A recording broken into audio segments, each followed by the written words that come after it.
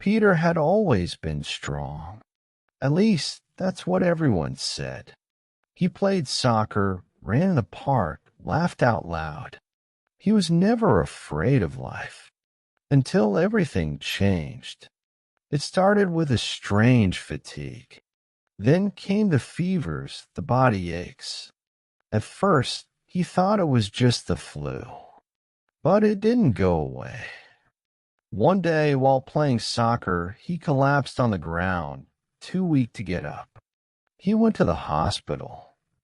The test results came quickly. The diagnosis hit like a punch. Leukemia. Peter looked at the doctor, trying to understand. Does this mean cancer? The doctor nodded. He explained the treatment. Chemotherapy, medications, months in a hospital. Will I be okay? Peter asked, his voice shaking. The doctor smiled, but didn't make any promises. Katie was waiting outside. So, what did he say? Peter opened his mouth, but no words came out. She understood. She just hugged him. The days in the hospital were long. The first chemotherapy session was terrible. Nausea, dizziness, pain. Then his hair started falling out. In the mirror, he didn't recognize himself anymore. I'm not me anymore, he whispered, touching his bald head. Katie was beside him.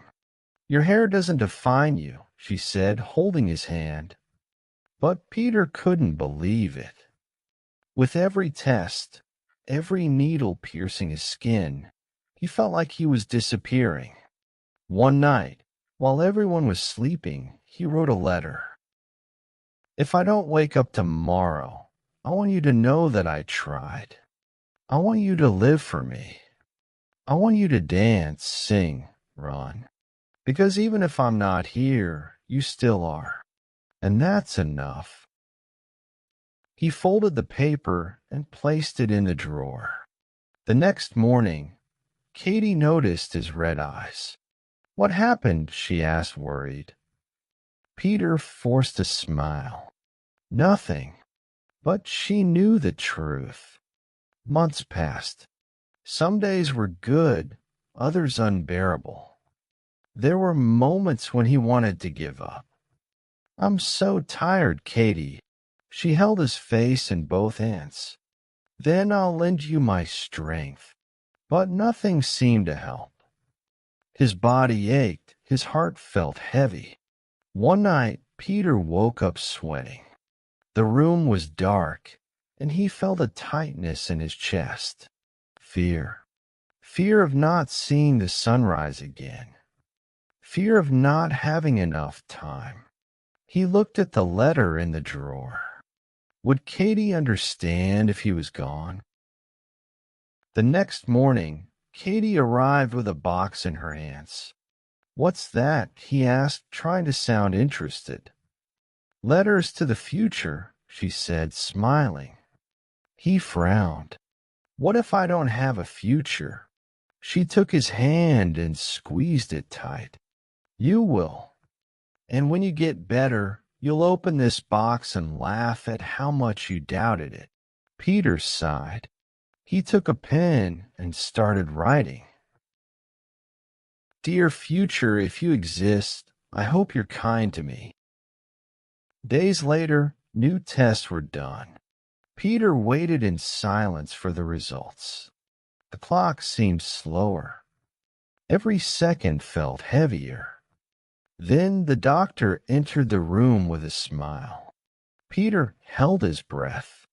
The cancer is shrinking, the doctor said. Your body is responding to the treatment. Peter blinked, not understanding. Does that mean it's working? The doctor confirmed. You're winning. A lump formed in his throat. Katie stood at the door, holding back tears. He looked at her and whispered, Am I going to live? She ran to him, held his hands, then smiled. Yes, Peter, you're going to live. The following months were still a struggle, but now he had hope in his eyes. Every chemotherapy session was now a step toward victory.